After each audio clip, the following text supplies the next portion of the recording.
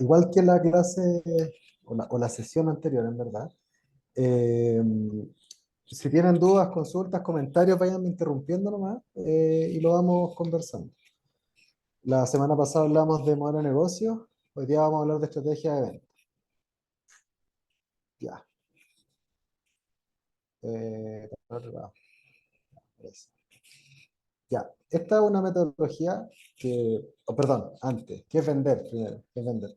Acá tenemos algunas definiciones, por ejemplo en la RAE, que dice que es traspasar a alguien por el precio convenido la propiedad de lo que se posee. Otra definición de la RAE es hacer aparecer o presentar algo o a alguien de una manera hábil y persuasiva. ¿Ya? Este es como coloquialmente nosotros acá en Chile lo ocupamos mucho, es como, ah, ya está vendiendo este gallo. Y por último, la que me gusta más a mí es una transacción que tiene como base el traspaso de valor a cambio de algo. O sea, yo entrego valor y a mí me entregan algo a cambio, que no necesariamente tiene que ser plata, sino que puede ser desde atención, desde distintas cosas.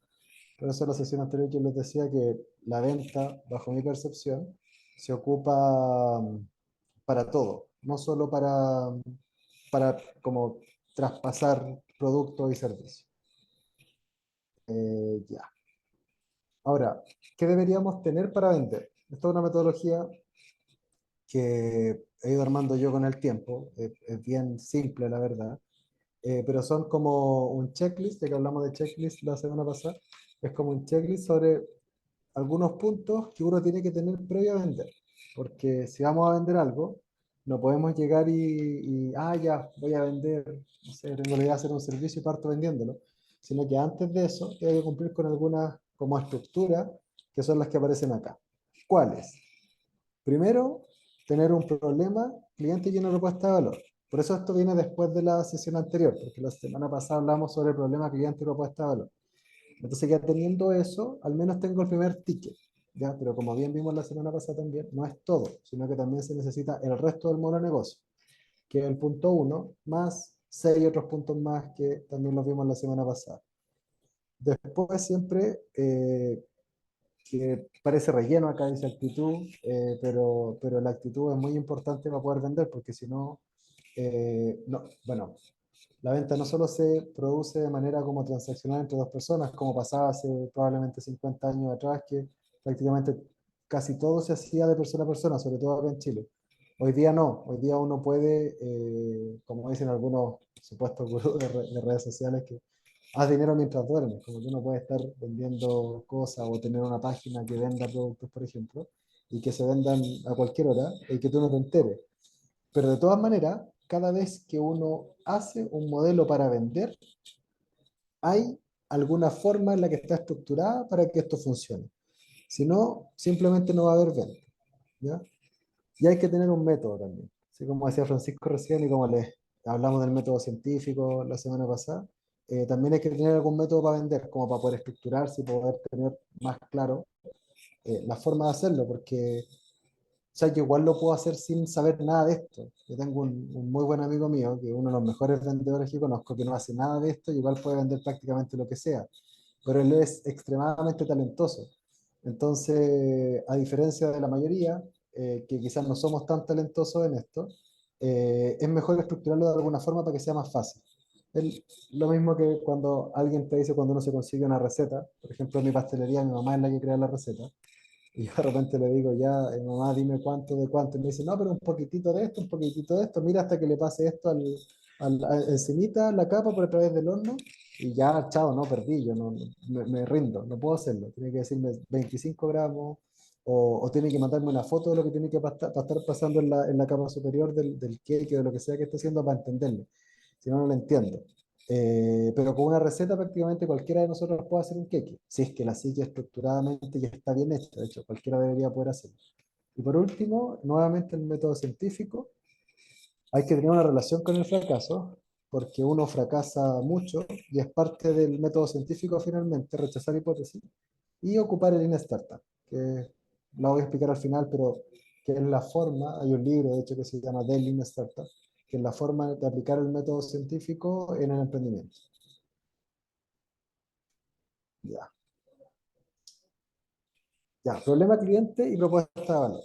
ya lo vimos la semana anterior, pero solo quiero recordarles que recuerden muy bien que deben identificar un problema y que tiene que ser un problema que le duela al cliente. La forma que tiene que estar estructurado el problema es la forma que el cliente lo declara, ¿ya? Por ejemplo, si al cliente le duele la cabeza, el problema es que le duele la cabeza, tiene dolor de cabeza, ¿ya? O a veces puede ser que el cliente no puede estudiar porque tiene dolor de cabeza, entonces el problema es que no puede estudiar por el dolor de cabeza. Empezamos a tener dos problemas, pero lo importante es que el problema que vayamos a resolver nosotros sea un problema que le solucione el problema. En ese caso, el que caso a él le duele la cabeza, no quiere tener dolor, en el segundo él quiere estudiar. Entonces a veces yo le puedo dar otras opciones, no necesariamente quitar el dolor de cabeza para que estudie en ese momento. Entonces ahí es cuando uno tiene un pool de variables que puede ocupar y puede ir eligiendo una por sobre otra para poder definir finalmente qué es lo que le voy a entregar al cliente. Y ahí existen metodologías como los árboles de problemas, que pueden ir muy arriba, muy abajo, decidir uno, pero lo importante siempre, y lo recalco de nuevo esta semana, que tiene que ser un problema de un segmento de cliente. Ahora, ¿de qué segmento de cliente? Eso depende de, o sea, el segmento de cliente siempre va a ser el que tiene el problema, pero ¿en cuál segmento de cliente es el más interesante? ¿O en cuál me voy a mover yo? Yo a priori recomendaría, si es una empresa con fines de lucro y quiere crecer y quiere ser sustentable en el tiempo y siempre puede tener una misión social, pero principalmente la empresa quiere ser una empresa que perdure en el tiempo, trataría siempre de apuntar a un segmento de clientes que sea lo más grande posible, en esa definición que uno hizo previamente. Eso quiere decir que, o sea, no es todo el mundo, pero, no sé, pues por ejemplo, a nivel de usuario, Instagram, por ejemplo, una aplicación, o Facebook, o TikTok, una aplicación muy difundida, que mucha gente la ocupa, entonces es mucho más probable que si ese fuera un servicio y se cobrara, bueno, la gente paga como con tiempo, pero si la gente pagara por usar eso, claramente ese negocio va a tener mayores ingresos que lo que va a tener un kiosco en una esquina donde hay un flujo de personas más chiquitito. Entonces, mientras más grande voy haciendo el segmento cliente, más probable de que la empresa sea más grande. Ahora, de que sea rentable es otro tema. Y por último, el valor, que el valor va a ser lo que yo le voy a ofrecer al cliente para solucionar el problema. Recuérdense que el valor no es lo mismo que la solución. Lo más importante es estar lejos del cliente. Sí o sí, cliente. Eso es lo más, cada vez que ustedes hagan algo y ocupen el método científico, van a hablar con esta persona. Ya. El mono negocio ya lo vimos la semana pasada, así que, como les decía rápidamente, el punto 1, 2 y 3 ya los vimos, y del 4 al 9, la idea es que lo tengan resuelto, que al menos tengan un plan A, porque recuerden que la venta se produce en el ajuste de mercado. ¿Ya? Yo hago el ajuste problema-solución, donde veía el segmento cliente, los problemas y la propuesta de valor única. Luego venía el ajuste de mercado, y en ese ajuste de mercado era cuando yo entrevistaba a las personas con mi MVP, las entrevistaba con el tipo de, si voy a hacer un concierge MVP o con el tipo de prototipo que yo ya he hecho, y si las personas les interesaba y yo ya le estaba entregando la propuesta de valor completa, la idea era ver si yo la podía vender. Y si lograba la venta, ya le hacía un ticket, al menos como en validación de que alguien me lo compró. Por eso esto va, por eso de cierta forma yo tengo esto completo antes de hacer la primera vez. Ahora, todo el mundo te dice, bueno, en el mundo como de la venta, es como sale a vender, no importa si no tenéis nada. Hay una galla que está presa en Estados Unidos por haber hecho eso. Entonces siempre hay que tener como un resguardo sobre lo que uno hace. Está bien que uno quiera vender, pero tampoco se puede transformar en un chanta. Entonces, y además que lo más importante que tiene una persona en este mundo y en esta sociedad es su marca personal, eso bajo mi percepción. Entonces uno nunca tiene que herir su marca personal por tratar de hacer una locura, haciendo un emprendimiento, diciendo que está haciendo algo cuando en verdad no lo hace y comprometer tu nombre finalmente. Por eso es tan importante que si van a hacer algo, que tengan el sustento para decir que lo pueden hacer. Ya. Ahora, este es un libro, bueno, Daniel Kahneman es un premio Nobel de Economía, es del área de la psicología humanista, y es súper interesante porque cuando yo aplico los conceptos de la psicología al mundo de la venta y de los negocios, como que puedo ir teniendo cierta evidencia de cómo comportarme bajo ciertas situaciones o qué hacer. Entonces, como, porque hay hartos estudios científicos, que esto, bueno, al menos yo soy ingeniero civil industrial, a nosotros, al menos en la época que yo estudiaba, no tenía ningún curso sobre esto. Eh, con esto, hay muchos estudios científicos donde uno ve qué pasa bajo ciertas circunstancias, al aplicar ciertas circunstancias a un grupo de personas. Entonces, obviamente, siempre me puedo situar en una cola, ¿cierto? Si tengo una distribución normal, siempre me puedo ir a una de las colas. Pero en la mayoría de las veces me voy a situar al medio, y al medio lo que va a importar es como ¿cómo lo digo? Es como la, en las pruebas que ya he hecho yo, y si tengo un estudio bien hecho, matemáticamente, estadísticamente bien hecho, debería resultar. Y al final, este libro, que yo se lo recomiendo mucho, es muy, muy, muy bueno. Si quieren aprender a vender, no tiene nada que ver con vender y hacer marketing, pero todas estas herramientas que aparecen acá, uno que se dedica a la venta y a los negocios las puede aplicar totalmente. Así que yo se lo recomiendo. Eh, y esto es súper importante, lo que dice acá, que somos irracionales y las decisiones generales las tomamos en pocos segundos, y eso muchas veces nos conduce a errores.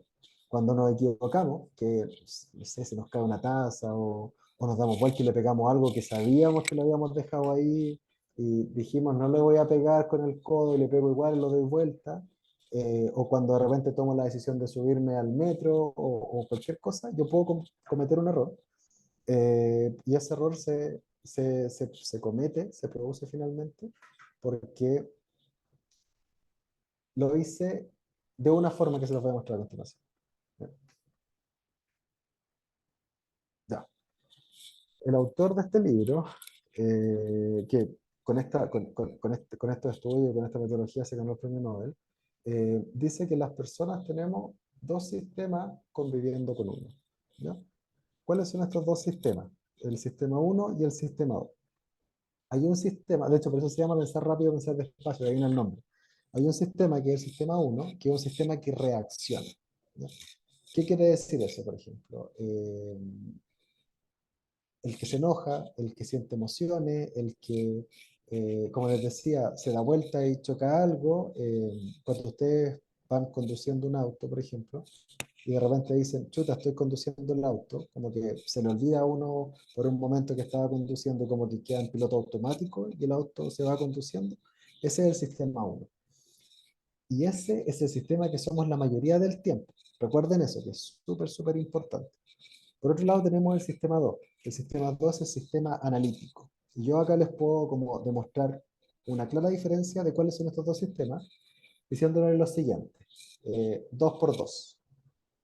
Todas las personas que me estaban poniendo atención, me apareció un 4 en su cabeza. Les digo 12 por 1857. Todas las personas que me están escuchando saben que es un cálculo matemático. Alguno quizás pensó, ya podría calcularlo, pero no lo voy a calcular, no tiene ningún sentido, voy a escuchar lo que este gallo me va a decir a continuación mejor. Ya. Ahí cuando ustedes tenían que resolver esa multiplicación es cuando llaman a su sistema 2, que es mucho más perezoso, que tiene mucha... eh, es como mucho más difícil que aparezca. Entonces, lamentablemente, nosotros creemos que nosotros somos el sistema 2, pero la mayoría del tiempo somos el sistema 1. ¿Y cuál es la ventaja que puede tomar uno cuando trabaja en esto? Es que en el sistema 1, cuando está el sistema 1 al frente, todas esas personas y toda la gente que uno dice, oh, esta persona es una eminencia, esta persona fue un premio Nobel, esta persona tal cosa, su sistema 1 puede ser igual de primitivo que el de cualquier persona promedio, igual que el mío. Entonces, por eso de repente podemos, no sé, cosas que llaman la atención. Por ejemplo, un grito. Si alguien grita así, un grito como un poco de horror, como que toda la gente que estamos alrededor nos vamos a dar vuelta mirando para saber qué está pasando. Y eso es parte de la esencia del ser humano y tiene que ver con eso. Es una reacción. Entonces, todas las emociones y todo está contenido ahí. Así que esto es muy importante porque, de cierta forma, y va a sonar feo lo que voy a decir, pero uno puede manipular a las personas como apegándose a esto. Y probablemente todos los acá presentes alguna vez hemos sido manipulados en esto. ¿Quiénes, por ejemplo, manipulan muy bien haciendo esto? los gallos que venden esas estadías eternas en Cancún, en Punta Cana, esos pisos compartidos que tú podéis pagar y después nunca más vas, y los gallos como que te venden un cuento y te engatusan y no te dejan pensar. Si ese es el tema, no, tú no alcanzas a pensar y a ser racional y a decir lo que me está ofreciendo esta persona en verdad no tiene sentido y yo no debería comprarla, y en base a descuentos, descuentos, descuentos, yo conozco mucha gente que lo ha hecho. Yo viví la experiencia por lo mismo, porque yo quería estar y entender cómo funciona, y en verdad, al ser tan encantadores, y es lo mismo que pasa con un auto, y hay vendedores que hacen esto muy bien. Pues. Había un comercial sobre un auto de un gallo que hacía como, mientras le iba mostrando las características del auto, empezaban a salirle como llamas. Y esa es la representación del sistema uno. Entonces yo estoy vendiendo un auto, de cierta forma, ¿qué tengo que lograr hacer? Que la persona nunca se vaya a sentar y a pensar, o nunca tome el teléfono, nunca llame a alguien, sino que finalmente termine decidiendo por sí solo y comprando. Po. A mí, por ejemplo, compra impulsiva. Yo una vez compré esas cremas exfoliantes que venden en el mall que, no sé, está a mi primer sueldo, y iba pasando y me hicieron un masaje en las manos y ya me compré la crema y nunca la ocupé. ¿Cachai? Es como, no he tenido muchas de esas compras en mi vida, porque siempre trato de pensarlas bien antes de hacerlo. Pero ese es un tipo de compra compulsiva que uno lo hizo por eso, y que después tú dices, pucha, ¿por qué lo hice? ¿Para qué lo compré? Ya lo pagué. Eh, entonces, ¿qué es lo que me interesa que aprendan de acá? Es que a todo esto es como una representación como imaginaria, no es que ustedes tengan dos personas viviendo dentro de sí, es la misma persona, solo que en algunos momentos nuestras reacciones son más automáticas y en otros son más racionales. ¿Ya? Y de hecho la teoría económica clásica, donde dice que las personas somos racionales, está errada, no somos racionales. La mayoría del tiempo estamos siendo irracionales. Roberto, Ahora sí, ¿me sí, escuchas? sí, sí, Mira, hay empresarios que son exitosos en Chile. Uno de los casos de Anacleto Angelini, sí, Luxi, que son estudios, tienen re poco. ¿Ah? Y si Anacleto llegó de Italia con $100, la biografía que dice, e hicieron un imperio acá en Chile. Entonces, ¿qué pasa? El pensar rápido, tiene mucha intuición claro. en los negocios. En cambio, nosotros los normales no tenemos intuición en los negocios. Apuntamos o empezamos a ver ciertos criterios que de repente utilizamos con estudio, estadística, dónde podemos apuntar, hacia dónde vamos a apuntar bien, y nos va re mal. Entonces, la intuición, esa es la pregunta la intuición, ¿dónde tú la catalogas? Ahí, Esa pues, es en el el sistema uno, olfato. El olfato, que dicen mucho, oye, este gallo tiene olfato, metió todas las lucas en un negocio que le fue re bien. Se dice que Anacleto, con $100 que llegó a Italia, empezó a vender pinturas, unas pinturas re malas, dicen. Pero aquí en Chile recién comenzaba a utilizar las pinturas para casas. Se usaba mucho la cal con otro elemento. Entonces, detuvo el olfato y se pudo meter en ese rubro.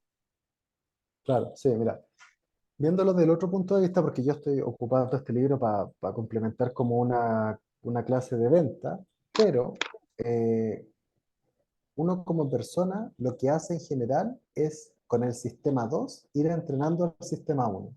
Eso es la intuición que tú le llamas. Yo en el sistema 2 analíticamente, racionalmente, he estudiado durante mucho tiempo distintos modelos de negocio, he leído mucho, he ido aprendiendo, no me hablo de mí, hablo de una persona como él, por ejemplo, como Anacleto. O sea, voy aprendiendo, voy viendo cosas que me funcionan y no, voy generando anticuerpos hacia ciertas situaciones. Todo esto puede ser positivo o negativo. En algunos casos te puede favorecer, en otros te puede perjudicar. Pero claro, si tú estás mucho tiempo entrenando a tu sistema uno en los negocios, es cosa de que tú sientes a una persona, y de hecho se puede ver una persona experta en negocios, insisto, muchas veces se equivocan, pero la mayoría de las veces a los que les va bien, les ha ido bien. Y muchas veces son decisiones rápidas que la toman viendo una presentación, o sea, una persona puede decidir invertir varios millones de dólares en una empresa viendo una presentación de un par de minutos, más una reunión un poco más detallada y después más un análisis de la documentación financiera. Pero toda la proyección y todo como el crecimiento que se proyecta de esa empresa en esa presentación, lo van a creer o no lo van a creer en base a la intuición. No va a ser un análisis muy exhaustivo ni se van a poner a estudiar. De hecho, que en Chile hace poco, una de las empresas que estaba entregando capital, decían que era una postulación que demoráis 10 minutos, más una reunión de media hora y decidían o no si pasarte plata. Eso es tener muy bien entrenado el sistema uno de las personas que están ahí para poder tomar esa decisión. Porque la verdad de investigar, de racionalizar todo eso y hacer un análisis, bueno, muchas veces los negocios a veces no sirve, porque incluso te puede tomar años. Ser como perfeccionista en los negocios no funciona porque toma mucho tiempo y finalmente es una apuesta. Es tirar los dados y tener suerte. De hecho, en este mismo libro, en otro apartado, se habla de que las personas tienen, o sea, cuando uno ve a multimillonarios, creo que lo dije la semana pasada, cuando tú ves a multimillonarios de distintas índoles, de distintos ámbitos, de distintos países, de distintas realidades, de distinto todo, hay un factor en común que es demasiado importante que se llama suerte. La mayoría de ellos ha tenido suerte. O sea, perdón, todos ellos han tenido suerte. Suerte, factores que la suerte se define en este aspecto como factores contextuales que hicieron que a la propuesta le fuera bien bajo esas circunstancias. ¿Quiere decir que si a ellos no les hubiera ido bien con esa, no serían multimillonarios? No, pero quizás no lo serían tanto como lo son, porque son excepciones. Son como cuando uno ve la distribución de números normal, están en las colas.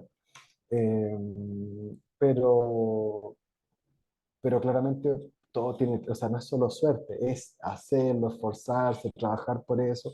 Y después tienes que tener algo contextual que no está, le llamamos suerte cuando no está bajo tu control. Es cuando tú en verdad no puedes prácticamente hacer ninguna acción para evitarlo. Como por ejemplo, estar jugando un partido de fútbol en el colegio, en tercero medio, tú eres, o antes, en octavo básico, tú eres súper bueno y justo andaba de vacaciones un gallo de un equipo de fútbol de Inglaterra y te fue a ver, te vio, le gustaste, habló allá en Inglaterra y te fuiste a jugar a Inglaterra. A eso me refiero con esa suerte, ¿ya? Y en general, lo que separa a las personas muy, muy exitosas, buenas, con otros que son igual de buenos pero no tan exitosos, esos son esos factores contextuales. Por ejemplo, yo también, y para terminar esto, hay un estudio científico que se hizo eh, con cuáles eran las características más importantes cuando a una empresa le va bien. Y yo siempre había pensado que era el equipo de trabajo, y no, la realidad es que lo que más porcentaje se llevaba era el timing, el momento de entrar al mercado. Ese momento de llegar al mercado es lo que dice si a mí me va a ir bien o no y qué tanto voy a ir, más que el equipo de trabajo, más que la solución, más que la tecnología, más que todas las cosas. Imagínense, po. Y el momento de entrar al mercado, ¿ustedes creen que se puede predecir? Yo creo que es prácticamente imposible. Uno puede intuir de nuevo con su sistema, uno puede así como, ya, yo creo que por aquí va, pero de ahí a realmente saber que ese era el momento de entrar al mercado, tendrías que leer el futuro. Y como actualmente nadie lo puede hacer, no existe nadie que pueda modelar lo que va a pasar en el futuro, así como a ciencia cierta, yo le llamo suerte. Ya, Gracias. no hay de qué. Ya, acá también hay otro tema que es muy importante, que es una diferencia entre dos yo, que es el yo que recuerda versus el yo que experimenta. ¿Ya? El yo que recuerda es tal cual como lo dice, po, son ustedes ahora, ¿ya? En este momento. Si yo les pido que recuerden su experiencia más dolorosa que hayan tenido, piensen cada uno, no me la digan, pero traten de pensar en este momento una experiencia dolorosa cuando tuvieron alguna lesión, cuando fueron a alguna terapia, cuando fueron a algún lugar, a algún médico, le hicieron algún procedimiento o algo, algo que le haya dolido harto. ¿Qué es lo que dice la evidencia científica? Que estos dos yo están más separados que juntos. Uno siempre, o sea, yo al menos trataría, o antes de ver esto, yo pensaba que el yo que recuerda, recuerda lo que experimenté. Pero eso no es así. Uno no alcanza a recordar todo lo que experimentó porque tu cerebro va bloqueando ciertos recuerdos y va eligiendo en general algunos puntos que son los más relevantes para el futuro. ¿Ya? Eh, no me voy a ir a toda la experiencia. De hecho, cuando les dije que recordaran su experiencia negativa, algo que les haya dolido, probablemente no se acuerdan ni cuánto duró el dolor, no se acuerdan cuántas veces le dolió, no se acuerdan qué pasó, solo se acuerdan de dos momentos, que son lo más común. El momento más fuerte del dolor y el momento culmine del dolor, cuando el dolor bajó considerablemente. Esos son los dos momentos. Entonces, por ejemplo, acá se corrieron algunos experimentos de personas metiendo la mano en agua helada. ¿Ya? Metían la mano en agua helada, en agua así, muy, muy helada, creo que como a 14 grados, cuando ya duele, no un dolor insoportable, pero duele, y te hacían tenerla, por ejemplo, no me acuerdo los segundos exactos, pero te hacían tenerla, por ejemplo, 30 segundos, ¿ya? Y te hacían sacarla abruptamente. Ya después de los 30 segundos ya sacan la mano y te quedas con esa sensación.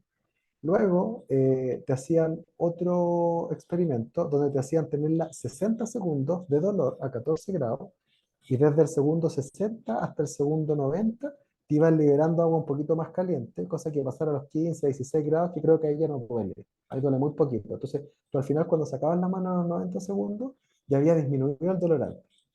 Y había una tercera opción. La tercera opción es cuando tú decides si participar o no. Tú como tú hiciste las dos pruebas antes, tú decides si participar y decides que sí, puedes elegir entre 30 segundos de dolor o los 60 segundos más los 30 segundos, donde había 60 segundos de dolor y 30 segundos donde iba disminuyendo tu dolor gradualmente. Las personas no sabían que en la segunda prueba ponían un poquito más de agua para aumentarle la temperatura y que se les pasara el dolor, pero la mayoría de las personas eligió la segunda prueba. Prefirieron sentir dolor 60 segundos para, para evitar terminar con un mal dolor. ¿Se entiende? O sea, al final estuvieron sacrificando 30 segundos más de dolor solo porque el yo que recuerda recordaba principalmente el momento de más dolor y el término. Entonces, yo al cambiarle el término, hizo que las personas, o al disminuir el dolor al término, hizo que las personas decidieran ir por ese tratamiento o por esa prueba más que por la otra. Y cuando ustedes lo piensan, si yo les preguntara a cada uno de ustedes, tienen que hacer que otra persona pase por este mal rato, la mayoría como con o sea, positivamente, haría que la persona esté los 30 segundos, para que vaya a tener las 60 segundos. Pero en este caso se veía que era mejor hacer los 60 segundos. Y estas mismas pruebas le hicieron con colonoscopías, con otro tipo de procedimientos que son súper dolorosos, entiendo que sin anestesia. eh, y al final como que uno dice ya, si la cuestión te dolió 1 hora y media versus si te dolió 10 minutos, ¿qué es peor? Probablemente la respuesta obvia, la que se me ocurrió a mí, era la que duró 1 hora y media, si te dolió lo mismo que la de 10 minutos. Pero no, la que duró 1 hora y media, si logra bajar la intensidad del dolor hacia el final del procedimiento, va a terminar siendo mejor para el que recuerda que la otra, que la que termina abruptamente en dolor. Entonces, ¿cómo se puede aplicar esto? Finalmente, cuando yo estoy generando negocios, cuando estoy vendiendo, yo tengo que tratar de siempre el momento, y esto aplica para las cosas positivas también, el momento culmine de la felicidad, del proceso, tiene que ser un momento agradable.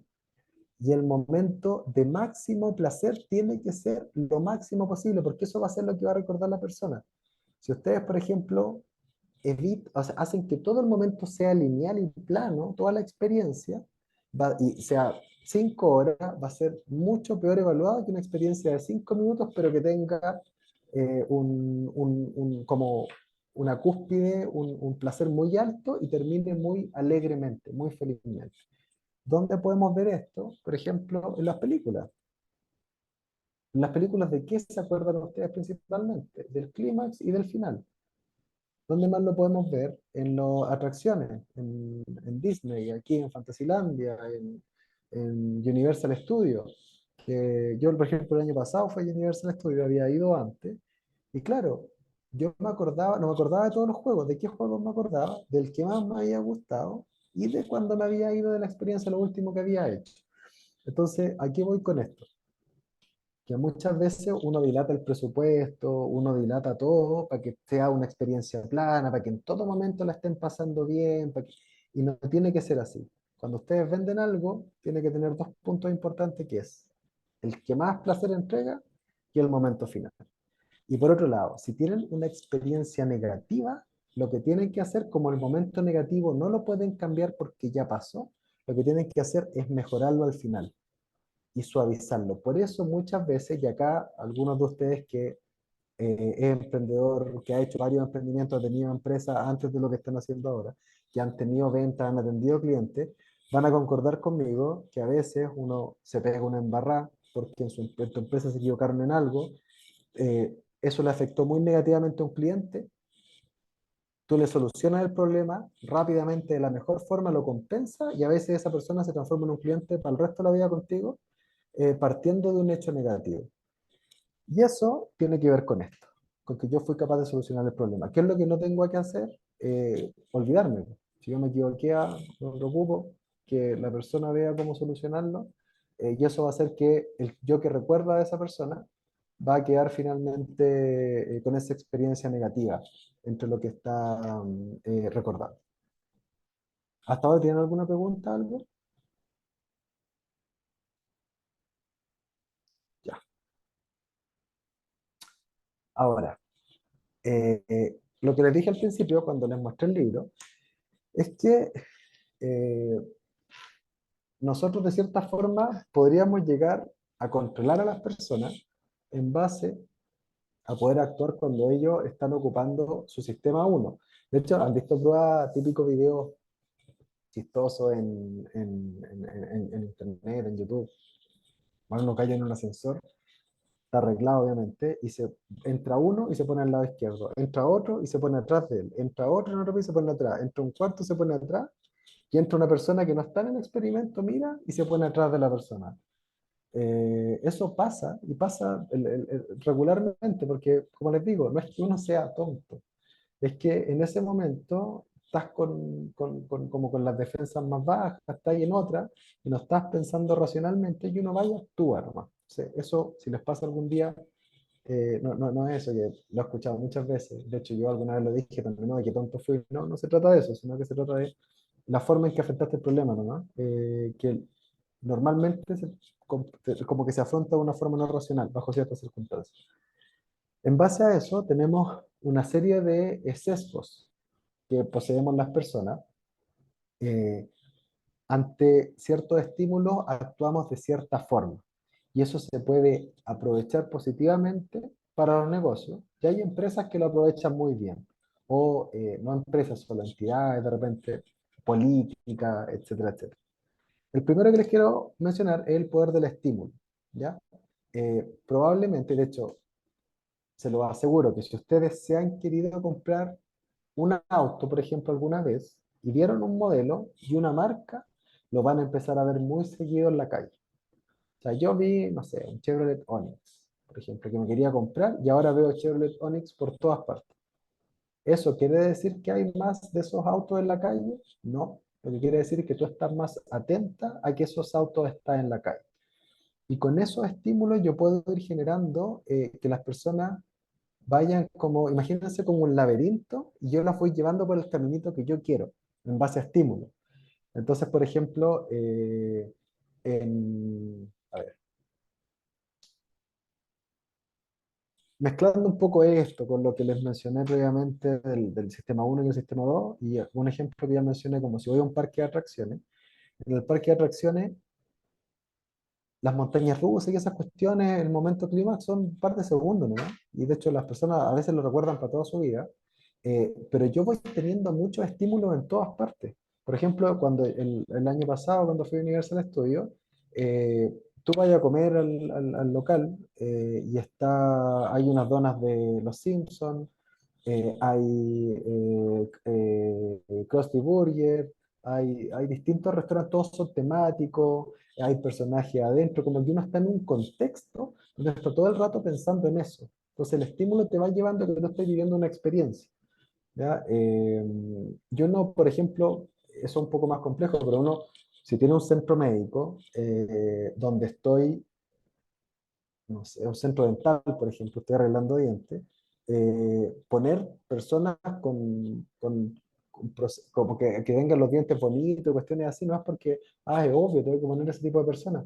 Pero yo poniendo ese tipo de afiches, puedo ir haciendo que las personas se vayan interiorizando en el contexto, se vayan metiendo y en verdad en algún momento quieran optar a tener eso. Entonces, eso es lo que va pasando con los afiches. Bueno, y esto se ocupa muy negativamente, resulta muy negativamente, por ejemplo, en las redes sociales.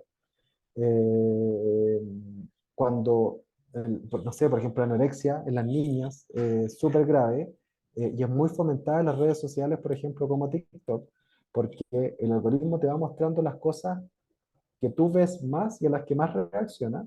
Entonces, al final te puede generar un montón de trastornos de la alimentación en base a empezar a ver contenido de personas poco criteriosas que te están mostrando cosas eh, que te pueden enfermar, que no son correctas o que de repente pueden ser correctas, pero para tu tipo de persona y para como tu relación con la comida, por ejemplo, y eso, podría ser muy negativo.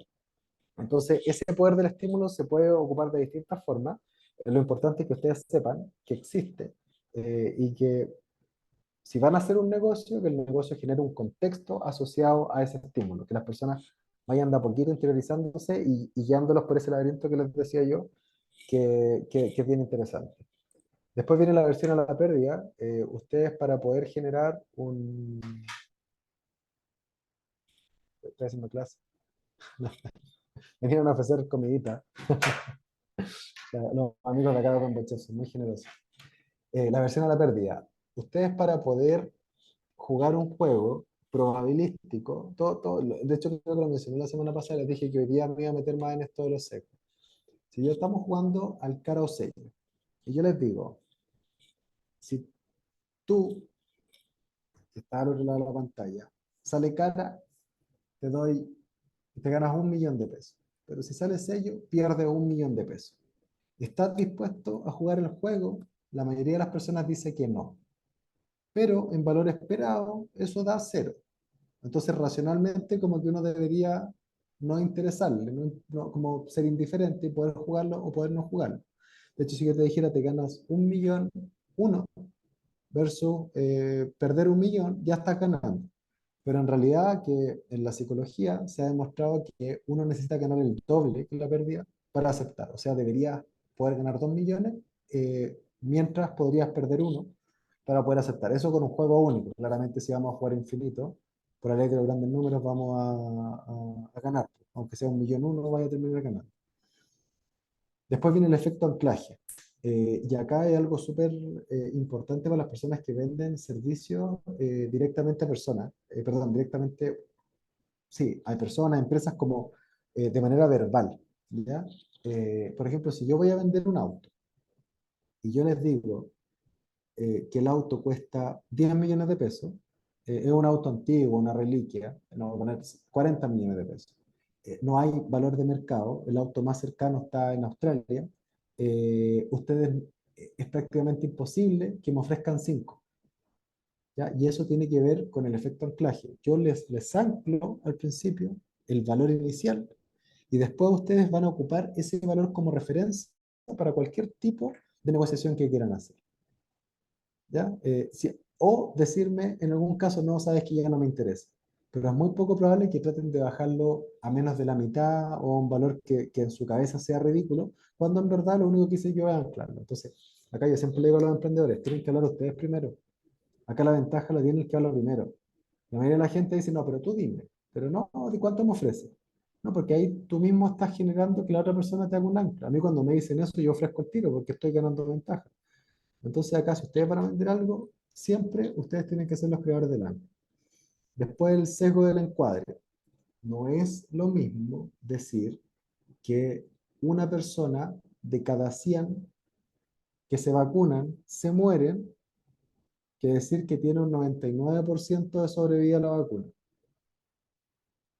¿Se entiende, no? De hecho, si yo les digo que tiene un 1% de mortalidad, no es lo mismo que les diga que una persona de cada 100 se muere. Lo segundo es mucho más duro y llega mucho más y ustedes se van a acordar probablemente. Si les digo el 1% menos y si les digo que el 99% vive, ah, buenísimo. ¿Ya? Ese es el sesgo del encuadre. Y esto se ocupa mucho en política, y en distintas situaciones. Y acá ustedes también lo pueden ocupar para hacer sus mensajes publicitarios, para distintas cosas. O sea, si yo tuviera una campaña antivacuna, acá estoy poniendo ejemplos nomás, todo lo que yo digo es como con fines prácticos. Yo me preocuparía de ese uno que se muere, si es que efectivamente fuera así, y yo armaría la campaña desde, ¿estamos dispuestos a que una persona se muera por ponerse la vacuna? No decir que el 1% de las personas podría morirse o que solo el 99% de las personas sobreviven. De hecho, solo el 99% es hasta ridículo. Suena hasta ridículo. Pero por eso la forma en que yo digo, cómo uso las palabras, es extremadamente importante para lo que yo voy a comunicar. Después viene el efecto halo. El efecto halo, por ejemplo, en política, se ha demostrado que si yo tengo, por ejemplo, un político de sexo masculino, con muy buena proyección de voz, con la mandíbula bien cuadrada, imagínense al de Canadá, ¿cómo que se llama el de Canadá? Al primer ministro, no me acuerdo cuál es el cargo que tiene. No me acuerdo el gallo, pero este gallo que tiene la tremenda pinta, que parece actor de cine. Eh, Justin eso, Trudeau. él, gracias Felipe.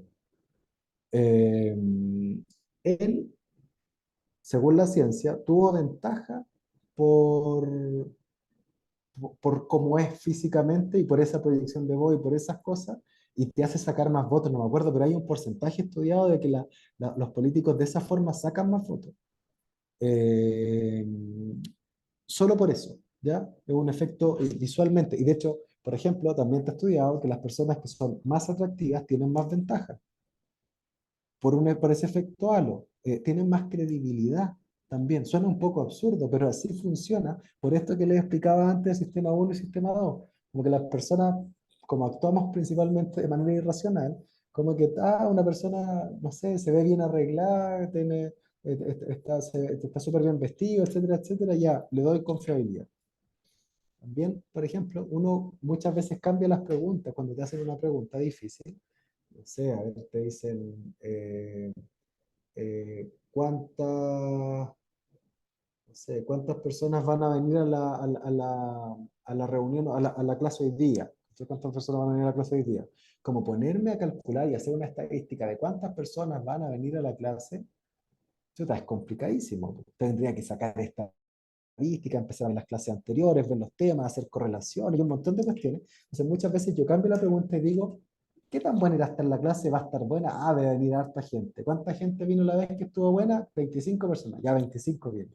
Y eso uno lo hace como naturalmente. Muchas veces toma, y la gente lo hace lamentablemente cuando vota también.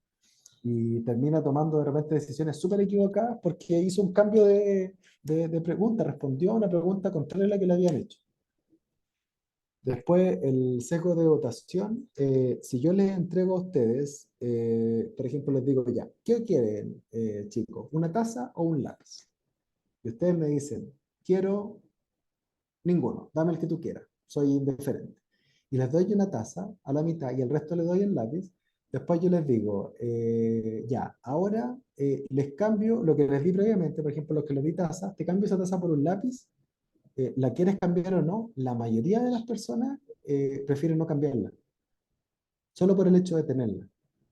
Y esto, por ejemplo, ustedes lo pueden ver en sus closets. El efecto, el sesgo de votación ocurre en sus closets, con esa polera, pantalón que tienen hace 5 años que dijeron, algún día lo ocuparé y todavía no lo ocupan de nuevo, es por el hecho de que ustedes lo tienen y como lo poseen, no se quieren deshacer de él. Eso también yo creo que es lo que origina el dilema de Monty Hall. ¿Han escuchado ese? Cuando tengo 3 puertas y tengo atrás de las puertas, en una hay un premio y en las otras dos no. Yo les digo, elige una puerta, la persona elige una puerta, el presentador sabe dónde está el premio y el presentador descarta una de las puertas donde no está el premio.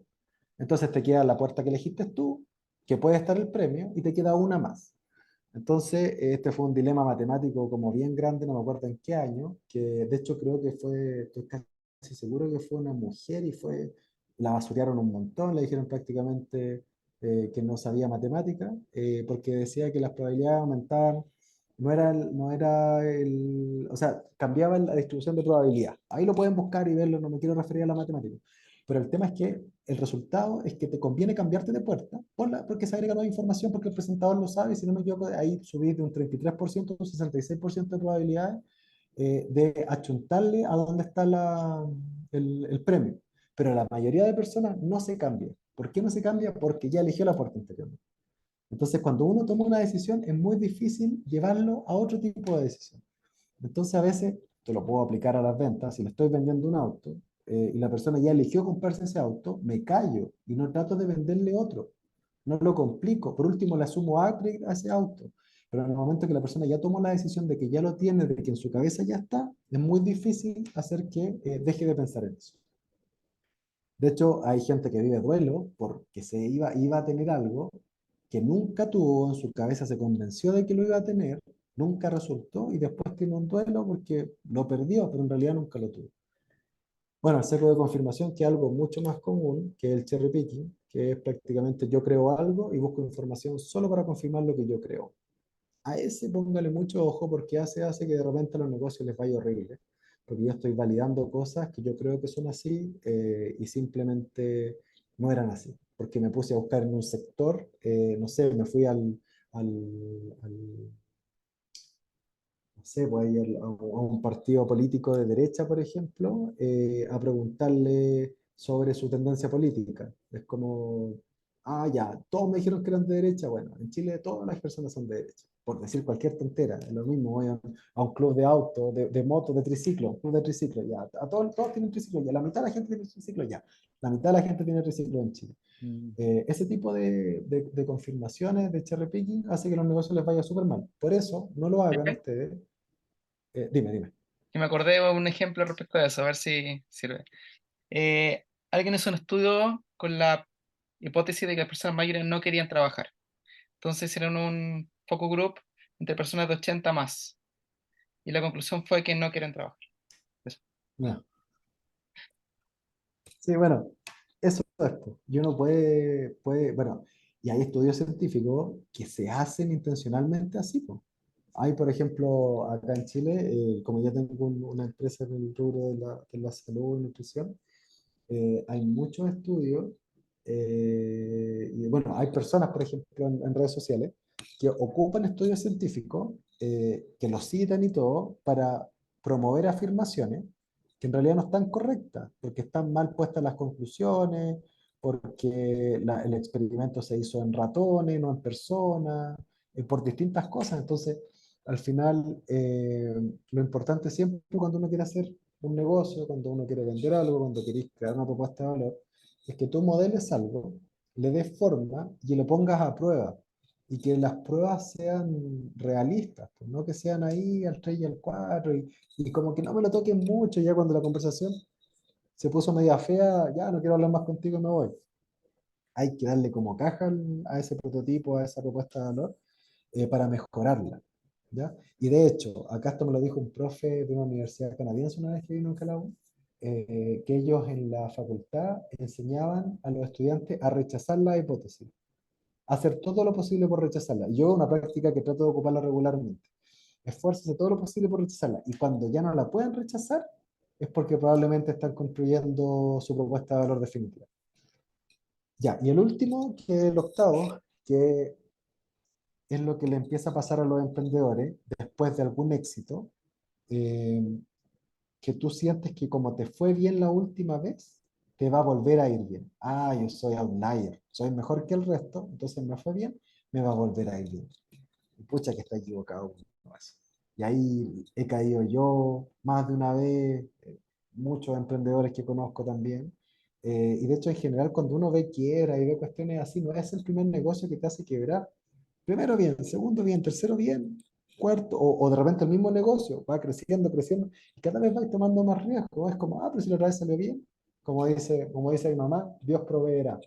Si empezáis a pensar en eso, de que Dios proveerá, te fue bien una vez, te fue bien una vez, pero de repente no te va bien, po. Y al final lo que uno empieza a hacer es cada vez ocupar menos la información disponible, cada vez hacer más cherry picking y cada vez confiar más en tu sistema uno, en la intuición y no en el sistema 2.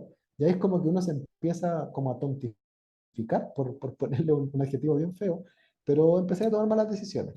Yo, por ejemplo, que les conté la semana pasada, que uno de mis locales de la pastelería quebró, que boté 15 millones de pesos ahí, que no es una tremenda cantidad, pero para la empresa, para el nivel de empresa que es, nos dolió harto.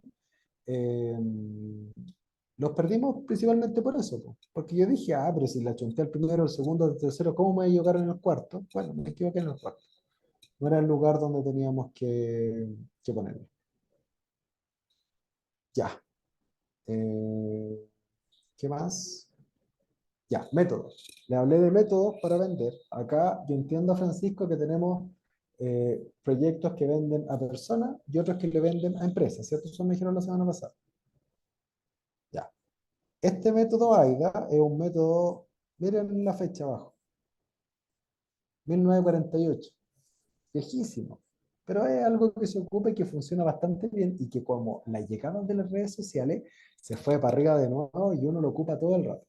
El AIDA. ¿Qué significa AIDA? Llamar la atención, generar interés, después deseo y después acción. Esto es lo que uno debería hacer en las redes sociales cuando uno muestra su producto. Por eso yo este método lo considero más cuando lo estoy vendiendo directamente a una persona, ¿ya? Generar ese llamado de atención. De ahí al final les voy a hacer un punteo de cómo hacer contenido para, que fue lo que me pidió Moisés la semana pasada, de cómo hacer contenido para redes sociales. Se lo muestro al final, pero en detalle, por ejemplo, es muy importante cuando yo hago un video o un contenido, no un video, hablemos de un contenido. ¿Por qué a un post le va más mal que a un video en general? Porque pueden decir lo mismo, de hecho el post puede estar mejor construido, pero en el video hablo, y además tiene subtítulos, y además tiene imagen, y además tiene música.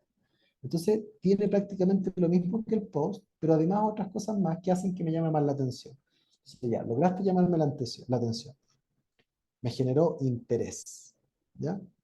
Después de eso lo quiero. De hecho, ustedes en sus búsquedas de repente cuando les aparece una publicidad en Instagram o algo, ese interés a deseo es como, oh, a ver, lo sigo leyendo como que me interesa y después lo quiero y me meto a verlo.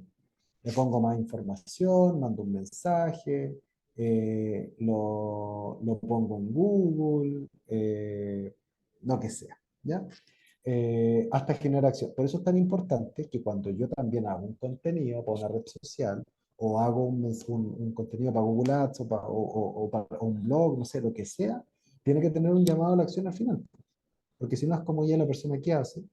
Ya hay personas impacientes que dicen, ya no sé qué hacer y cierran. Y ahí pierden una venta.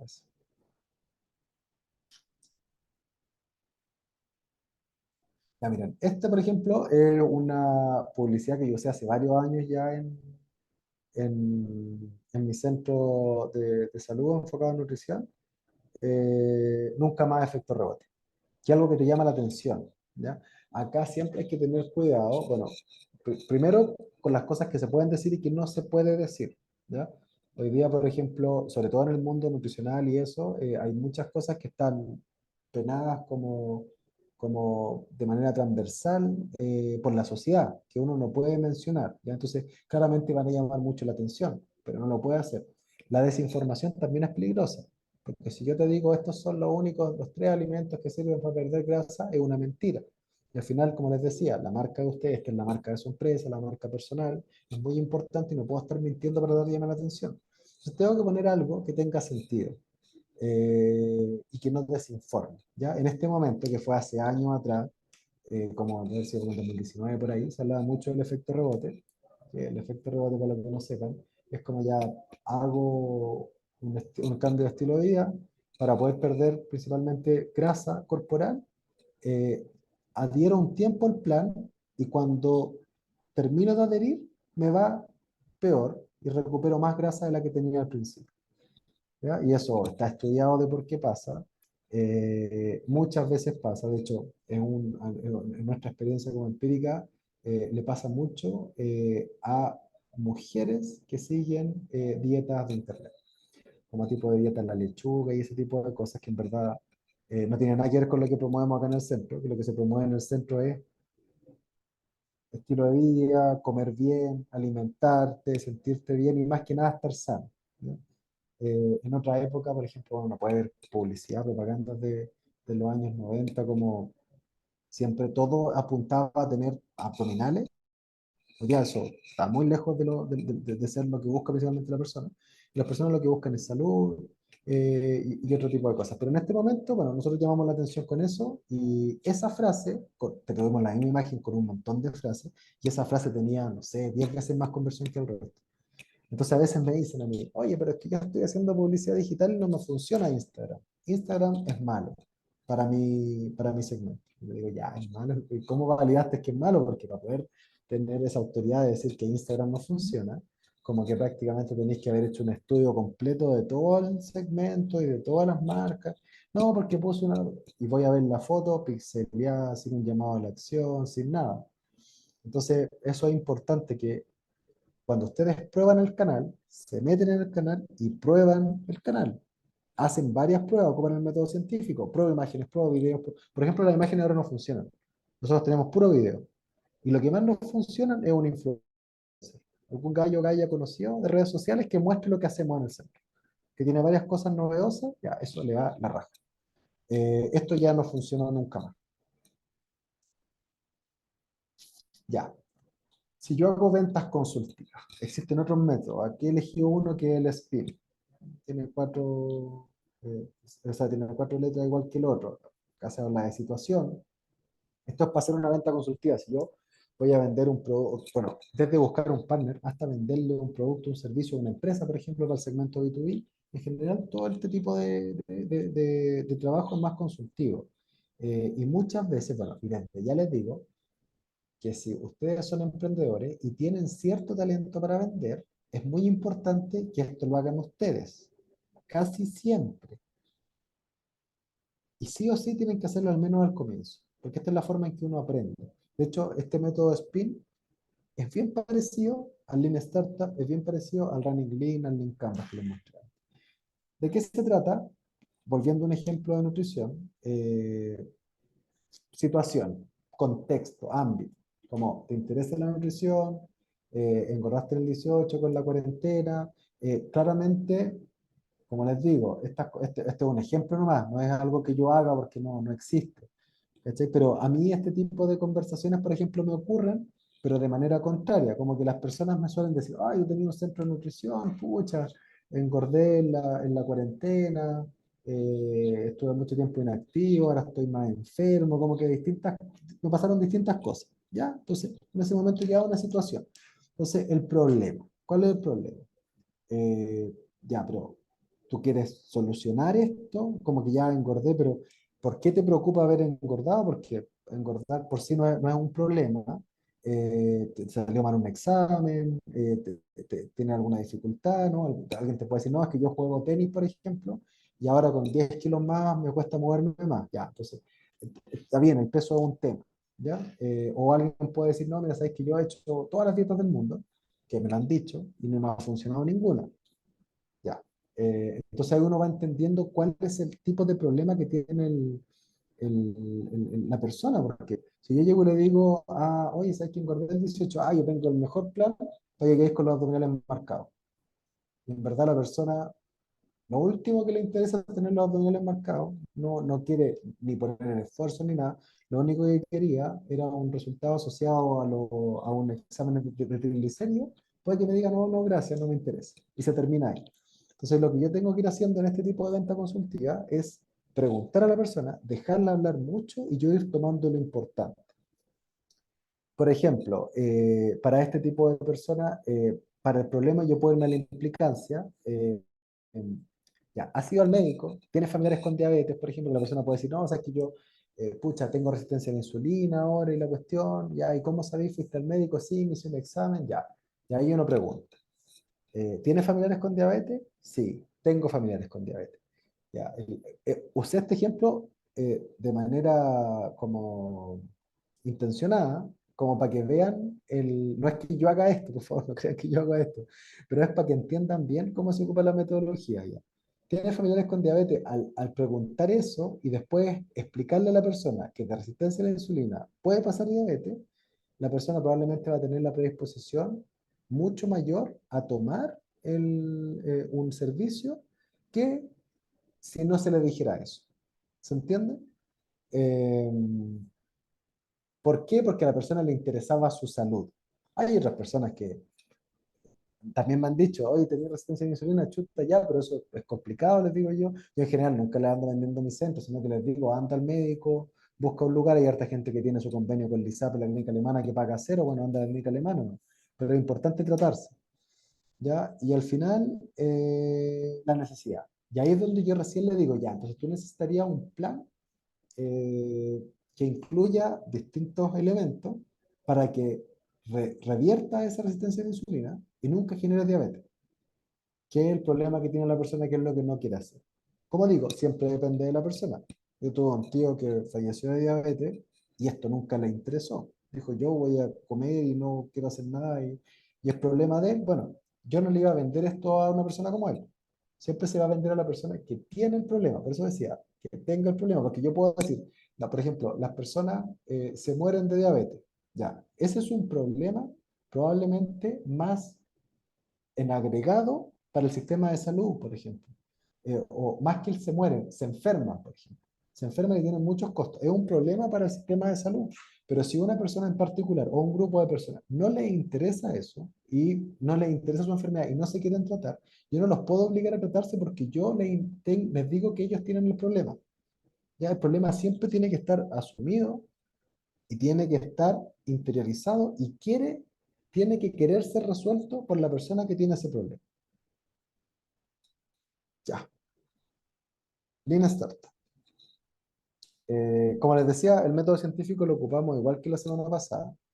El Lean Startup es este circulito que dice que yo diseño un experimento, mido con ese experimento y aprendo. Eso, el de Lean Startup, el libro se reduce en eso, así como en una línea, en cómo voy aplicando este método científico. Entonces, todas las cosas que yo les dije antes, todo lo que he hablado en esta presentación, si ustedes quieren tomarlo y aplicarlo para su empresa, tienen que iterar, medir, hacer experimentos, probar de nuevo, iterar, medir, aprender, iterar, medir, y todo eso todo el tiempo, porque los contextos van cambiando, el mundo va cambiando, las personas van cambiando. Hay veces que dicen, no, pero si ya tengo mi empresa, atiendo a mis clientes, hace 10 años partió mi papá, ahora seguí yo. Sí, pero bueno, miren cuántas zapaterías hay hoy día en la calle versus cuántas habían hace 10, 15 años atrás. Hay rubros que van muriendo, van desapareciendo, hay contextos que van cambiando, etcétera, etcétera. Ya. Ahora, yéndonos más a lo específico, herramientas que uno puede ocupar para poder vender. Hoy día las redes, Internet te permite llegar a muchas más personas, ¿no? Cuando yo tengo un embudo de conversión, lo importante es meterle a harta gente arriba, porque mientras más gente le mete arriba, si el proceso siempre es el mismo, más ancha va a ser la salida y más gente voy a poder atender. Si yo tengo una pastelería en un pueblo versus...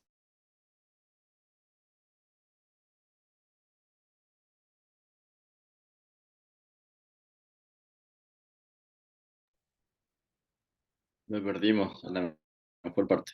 Sí, sí lo perdimos. Un momento pensé que era yo y me preocupé. Al Para menos, darle suspenso. al menos Zoom nunca pierde una sesión, siempre delega anfitrión, así que eso, por lo menos en Zoom no hay problema.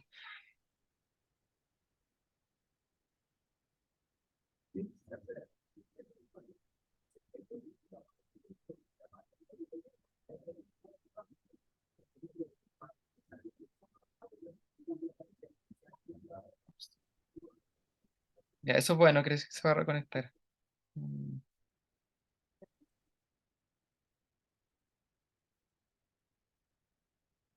Mientras, ¿cómo van? Comentarios. Si se fijan en la página pusimos los logos de respectivo emprendimiento y quienes tienen páginas están linkeados, ya que justo estaba la del SEO, ¿ya? La lámina del SEO. Así que sé que eso también le aporta en el flujo orgánico. Buenísimo. Ya, ahí va a entrar Felipe. ¿El material nos va a llegar, Francisco, después? Sí, sí. Ya, Yo súper. ya tengo la de la semana pasada, así que mañana deberíamos estarla subiendo. Oye, no han pagado el internet acá, no con chef, parece. No, mentira. Algo pasó que se desconectó. Un atentado, Eh, puede ser. sí, Ya, ya, estoy haciendo con Felipe. ya, vale. Listo. Listo. Ya, entonces, vuelvo, ya, SEO versus SEM. Son herramientas, cuando yo tengo Internet, puedo llegar a mucha más gente a través de distintas herramientas, ¿ya? Acá es importante dos conceptos que se acuñaron a partir de Google, que es el SEO, que tiene que ver con el posicionamiento orgánico, con la búsqueda, con el motor de búsqueda, cómo puedo encontrar información cuando yo como persona usuario de Internet estoy buscando, versus el SEM, que es cuando yo pago por información, ¿ya? La gente siempre, esto lo muestro porque siempre tienen dudas sobre esto. ¿Qué es más importante? ¿Dónde debería yo gastar mi plata? Ya. El SEO, ¿qué es? Principalmente se reduce a hacer artículos de blog en tu página web, más algunas que otras técnicas donde puedo ir mejorando la página de cierta forma para que Google la considere más arriba. Cuando alguien busca bicicleta con rueditas, aparezca mi bicicleta con rueditas de las primeras, ¿ya? Y eso es una estrategia a largo plazo. Me toma mucho tiempo poder hacerlo, meses, años en algunos casos. Por otro lado, el SEM es cuando yo pago directamente a Google y le digo, ya, mira, sabéis que no quiero hacer esta cuestión durante tantos años, entonces yo te pago para aparecer de los primeros de la lista. Y ahí es cuando ustedes ven anuncio, bicicleta con rueditas de Falabella, anuncio, bicicleta con rueditas de París, así. Y después de 4 anuncios viene el quinto. ¿Qué es lo que se gana con el SEM? Es que la mayoría de las personas, cuando buscan en Internet, abren los 3 4 primeros y no ven si dice anuncio o no y se quedan con eso. Entonces, finalmente, cuando uno paga, está más arriba que el resto, en resumen. Y a veces con Felipe, el SEO, uno nunca sale en la primera página tampoco. Dime. yo tenía entendido que Google está cambiando eso y que ahora, salvo que pagues, ya el SEO está cada vez funcionando menos, ¿es así o no? O sea, que igual, o sea, hay muchas, o sea, se pueden hacer muchas menos cosas que antes, pero mientras, cuando alguien busque contenido de valor, porque hoy día se basa más en el contenido. Si busca contenido de valor y tú tienes ese contenido de valor, va a llegar a tu página. Pero por Ya, el contenido, no para comprarte la bicicleta.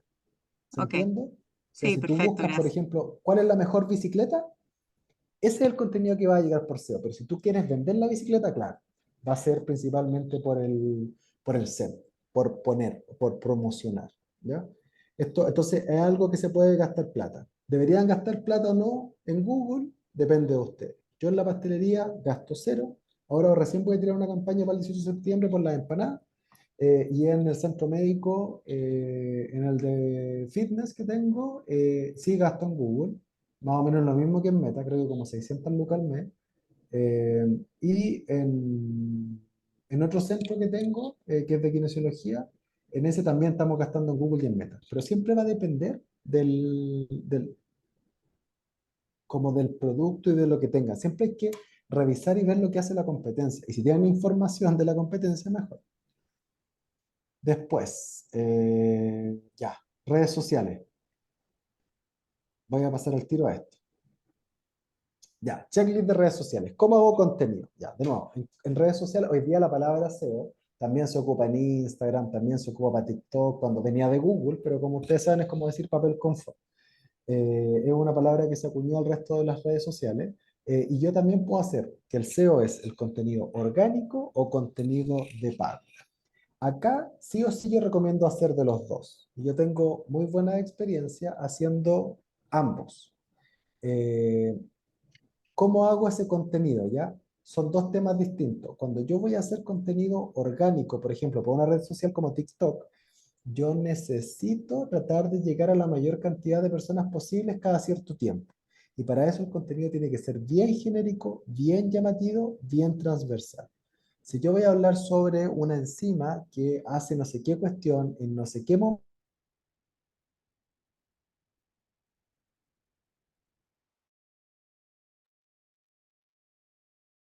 El día nublado. Sí,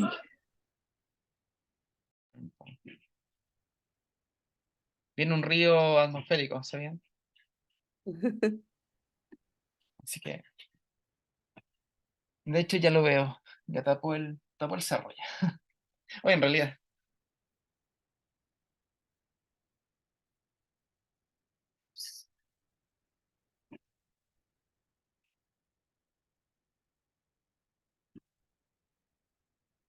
Francisco, ¿Sí?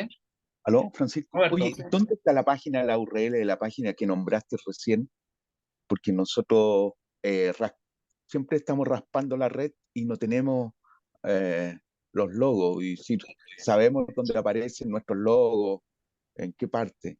Entonces me llamó la atención lo que dijiste. Ya, deja revisarlo ahora, lo voy a revisar mientras Felipe expone, ¿ya? Para ver si es que no Sí. está tuyo en particular. ¿Me escuchan? Sí, sí, Felipe, te escuchamos. Sí. Hay un problema con el internet de acá, entonces me metí por el teléfono para hacerlo más rápido. Ya, le estaba diciendo que si yo voy a hacer un video, por ejemplo, para TikTok, donde... a ver, ya, pero déjenme seguir mostrándole acá. Ya, estoy silenciado. Voy a seguir compartiendo la pantalla. Yo les voy a hablar acá del otro lado. Ya, ahí. Si yo estoy haciendo un video que es para TikTok y parto diciendo que tengo que yo soy tanto, tanto, me llamo tanto, tanto, tengo un PhD en no sé qué cosa y les voy a hablar sobre una enzima y bla, bla, bla, no me va a ver nadie. ¿Ya? Eso a veces sirve un poquito más para Instagram, porque en Instagram tengo una comunidad cautiva de gente que me ve. Pero para redes sociales más abiertas como TikTok, en verdad no me sirve. Entonces, lo primero que tengo que hacer yo es llamar la atención, como decía, usar el método AIDA, ¿ya? Para ver qué tipo de contenido voy a hacer, voy a tener que revisar la competencia y los creadores de contenido. O sea, ustedes tienen que darse la lata de meterse a las redes sociales una por una, de meterse a Google y ver qué está haciendo cada uno. Existe una herramienta que se llama Facebook Library, para que la noten, Facebook Library, como librería de Facebook, que te aparece, si tú te sabes el ID, el nombre de la empresa que estás buscando en redes sociales, te aparece cuántas campañas activas tiene Meta, por ejemplo. Cuántas campañas activas tienen en Facebook y en Instagram. ¿Y qué campañas tiene? ¿Qué Felipe, mensajes? ¿cómo se llama la página, perdón? Que se me cortó. Se llama Facebook Library. Ya, como librería en inglés. Sí. Eso. Búsquenla y ahí pueden revisar a toda su competencia. Y pueden cachar cuánto pagan por publicidad. Por ejemplo, yo tenía unos clientes una vez que me decían, no, pero es que no creo que mi competencia pague por publicidad. Me metí y tenía más de 100 anuncios. 100 anuncios, no creo que se gasten menos de lucas al día. O sea, serían 100 lucas diarias. Por lo menos se gastaban 3 millones al mes pagando al Meta. Entonces después yo le digo, bueno, ¿por qué venden más que tú por eso? Porque tienen los anuncios para vender más que tú. Después, ya, reviso la competencia. Después yo busco un nicho informativo de valor. Así yo voy a hacer SEO. Si yo quiero hacer SEM, si voy a pagar por publicidad, en este caso voy a hacer marketing de pago, performance, yo lo que tengo que hacer es llamar la atención de la persona que tiene el problema. Por ejemplo, soy un abogado de familia, defiendo a mujeres, por ejemplo, ese es mi target, mujeres a las que les deban la pensión de alimentos. ¿Cuál va a ser mi mensaje inicial? ¿Te debe la pensión de alimentos? Listo. Con eso yo soy capaz de llamar la atención para eso. Pero si yo quiero hacer un contenido orgánico para que la gente aprenda, yo tengo que decir algo como, a ver,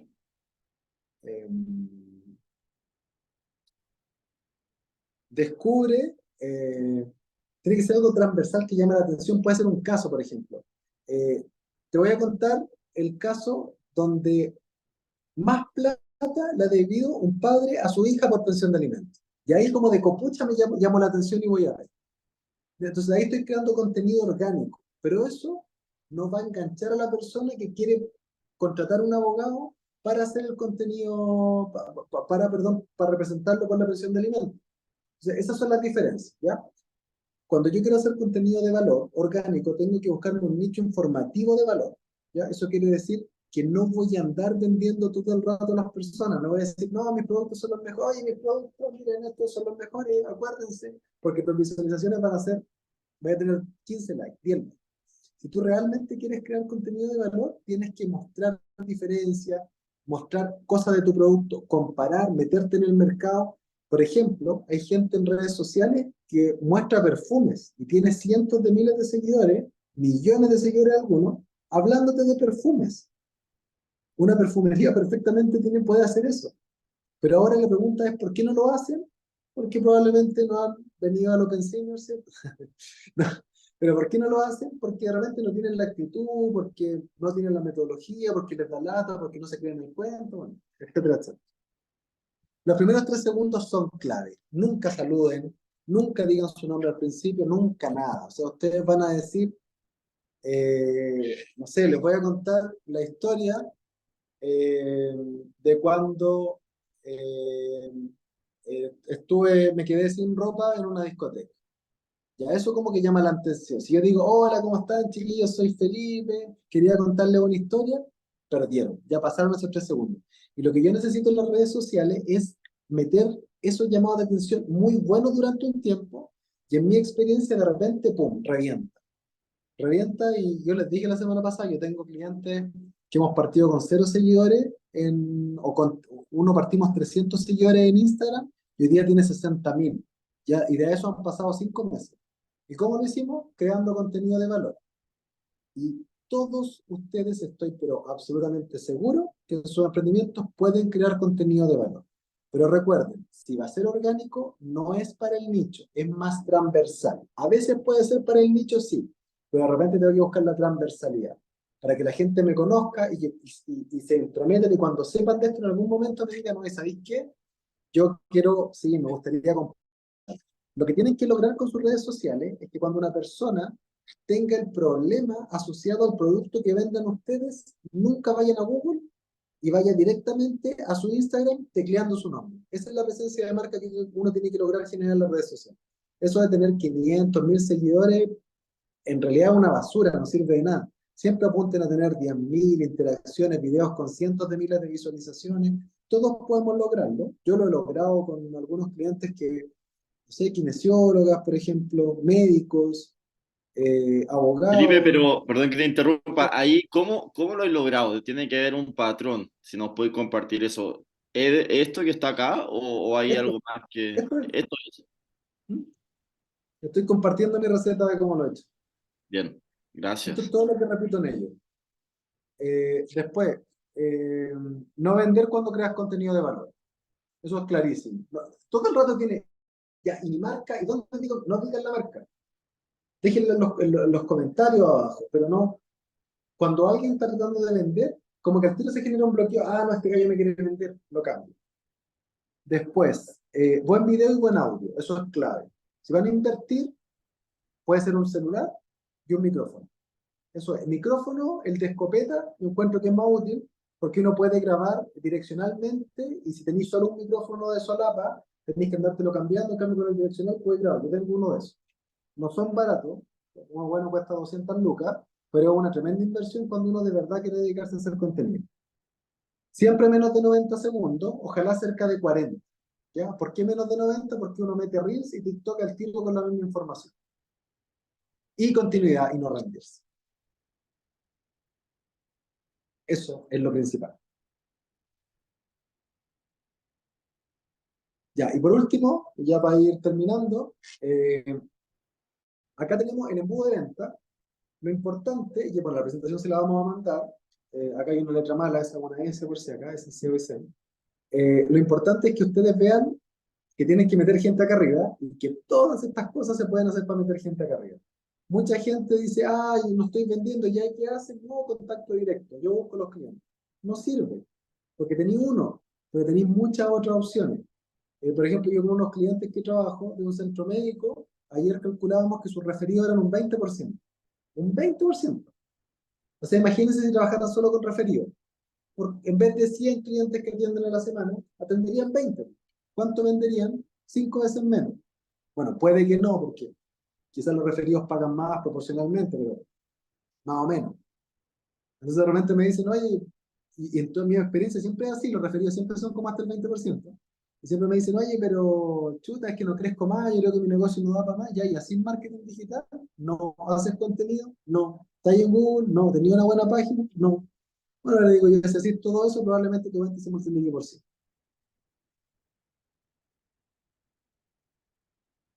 Eso. Oye, Felipe, perdón que interrumpa tanto, ¿podéis volver al anterior cuando teníais cierto esto del... No, la siguiente. Esto, cuando, cierto, ya la IDA lo entendí, después tenía el Percy, el SBAC, el Spear. ¿Es lo mismo pero con un foco diferente? ¿Me lo puede explicar, Sí, por favor? no, es principalmente lo mismo. Son distintos métodos nomás, pero Son sinónimos al final del día de las palabras con el objetivo. sí, mira, si te das cuenta, la atención al principio, aproximación, va dependiendo del tipo de venta que es, po. Tú no tenés que llamarle la atención a una persona si estáis conversando ya con ella directamente, pues si ya estáis ahí. Como te mostraba el de antes, por ejemplo, el que nos aparece acá, ¿El ah, el, spin? el spin. ¿Para qué le Ya. va a llamar la atención? Pues si ya está ahí, ¿cachai? No Oye, tiene sentido. Pero si va pasando a través de mucha gente, en un mar de gente, ahí sí tenéis que llamar la atención. oye, Felipe, y la última pregunta. ¿Te has dado cuenta tú que manejáis el tema de marketing digital? Que, por ejemplo, marcas como Wild Food o los Gallos de Carún, que se caracterizan por lo mismo, ¿cierto? Estar en una etapa de prospección comercial, de escalabilidad. Generalmente en redes sociales tú veis el primer video, ya este que dura 2 minutos y de ahí las views y tiene un alcance de 2 millones. Probablemente lo tiraron para todo Chile. Después veis el mismo con una característica que habla sobre la barrita, cómo la construyeron. Después veis el tercero y te aparece el tercero que habla, por ejemplo, del equipo. Y finalmente te diste 5 videos diferentes mi pregunta es, ¿tú sabías en el trasfondo cómo se llama esa herramienta para poder replicarla? Porque yo he Remarketing. escuchado el del Oscar de Gringas que te dice, ya, la primera campaña se la tenéis que tirar a todo Chile. Después tenéis que tener una campaña de, que si lo vemos esto, que genere la atención, entonces va a explicar cómo fundaste Jicker. Después otra campaña de el beneficio y así. ¿Tú sabes cómo se llama esa metodología? Es remarketing, eso es lo que hacen. El remarketing. Remarketing, sí. Tú vas segmentando, la herramienta hoy día Meta, por ejemplo, y ¿Sí? Google te permiten definir un segmento de mercado y después las personas que interactúan ya, a los que dieron likes a esta Sí. publicación, yo le voy a mostrar esta otra. Eso es ¿Sí? remarketing. Sí. Son herramientas ¿Tú que te sabes dan cómo la puedo idea. aprender más? ¿Es meterme a meta y ahí jugar? Hazte el curso de Meta. Ya, Mm. gracias. Ya. Oye, Felipe, no Felipe, sé cómo estamos de hora, perdón. No sé cómo estamos de hora, son las 6:05 casi. Eh, Perdón, estas dos preguntas. ya, hay una pregunta Felipe, de Paula, perdón, es que está hace rato en el chat. Y no ya. sé si es muy específico o no, pero habla de la nueva herramienta de Instagram y cómo funcionan las listas de distribución. No sé si Eh, es suficiente no, antecedente para responder o no. no lo entiendo. Bueno, Paula, si puedes, si estás por ahí, mientras contestan a Ignacio y a Roberta. A Roberta. Hola, sí, Felipe, te preguntaba porque hoy día Instagram sacó una nueva herramienta que se llama lista de distribución, que la están usando harto en varias cuentas. Quería que nos contarais un poco cómo funciona, cuál es la estrategia, en qué casos tú la usarías. Me la perdí, la Eso. he visto. No la he visto, Paula, me la perdí. Quizás los canales de ¿No me difusión. escuchaste? Sí, Sí, pero ¿te refieres a los canales de difusión? sí, Eso cuando te llega una notificación y te dice no sé quién te ha invitado a un canal de difusión. sí. Ya, sí, mira, esa yo la usaría, bueno, la puedes usar siempre con tus seguidores y al final te sirve para poder generar más engagement e interacción con un grupo de personas que te ve más regularmente y que le interesa mucho lo que estás haciendo. Es como un early adopter, ya es como el cliente más fiel. Entonces, en ese caso, yo lo usaría, por ejemplo, para pruebas de cosas, para preguntarles cosas, para mandarle una pregunta y decirle, oye, ¿qué opinas sobre esto? Oye, ¿qué te tinca este video? Imagínate de repente que quería hacer un video medio polémico, lo mandáis a esa lista primero, que es una lista cerrada, les preguntáis, oye, ¿creen que este video es muy polémico, es poco, mi marca sí o no? Y eso, yo creo que te sirve para hacer el método científico en eso. Con clientes muy... Oye, perdón, pero tú sabes por qué algunas cuentas tienen esa opción y otras cuentas no. Creo que por el número de seguidores, pero no estoy seguro. No creo que sea por el número de seguidores, te lo puedo Sí, asegurar.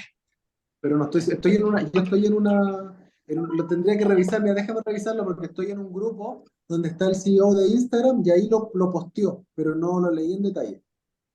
Pucha, si me lo podéis compartir sería increíble porque llevo harto rato googleando, preguntando y a varios que tienen distintos tipos de cuentas, gente que incluso trabaja en el tema de performance y como es nuevo, todavía hay poca información.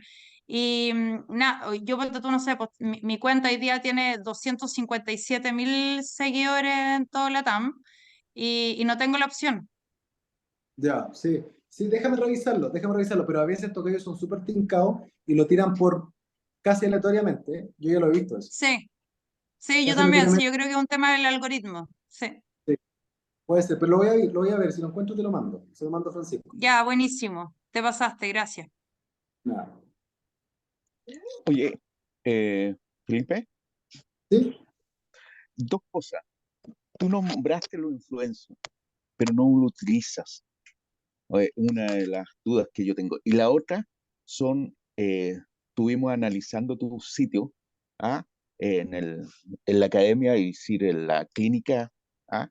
No promocionas ningún tipo, solamente ejercicio, pero un balón gástrico que está muy de moda en estos momentos y prometen bajar peso en 2 semanas. Es decir, eso es verdad, ¿ah? Tú bajas en 2 semanas 15, 20 kilos de un guascazo. ¿Ah?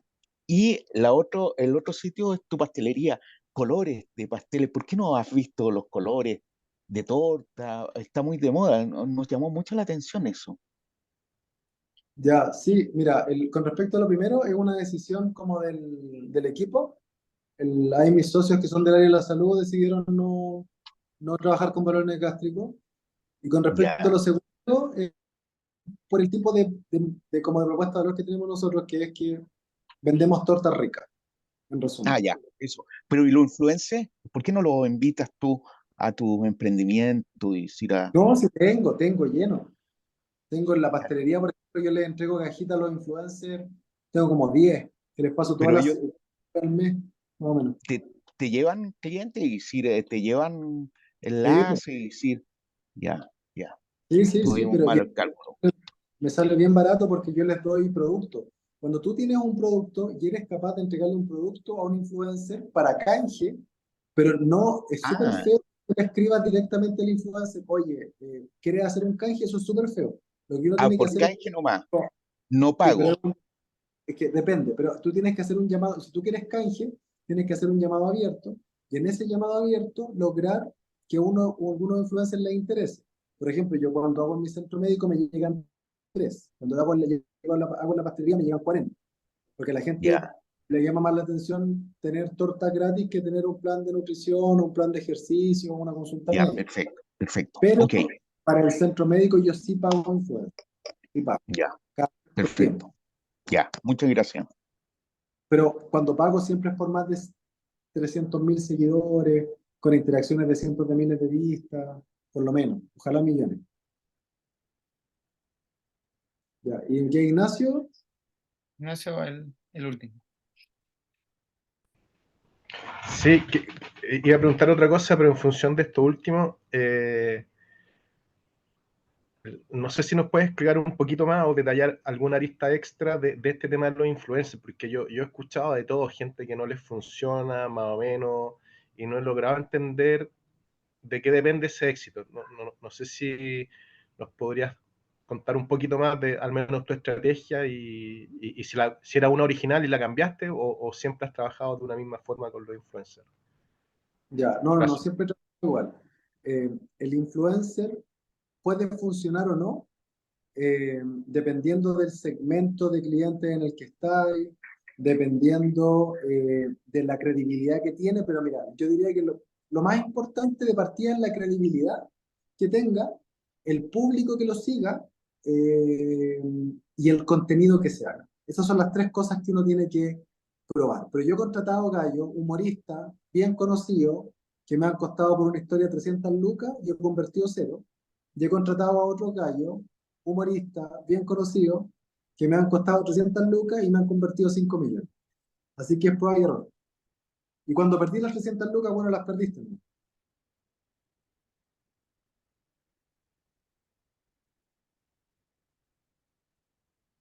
Ya bueno, agradecerte Felipe por la presentación. Así que si hay alguna duda, la pueden mandar por WhatsApp, por mail y la podemos. Gracias, gracias. Sí, ¿no? Y la presentación, porfa, para revisarla con más calma. Muchas gracias. La enviamos. Ya, Ya te podemos ver, nos vemos. Felipe. Gracias nuevamente. Ya, pues, gracias. Que esté muy bien. Muchas Nos vemos. gracias. Muchas gracias. Chao, gracias, que estén bien. Muy buena, gracias. Ya.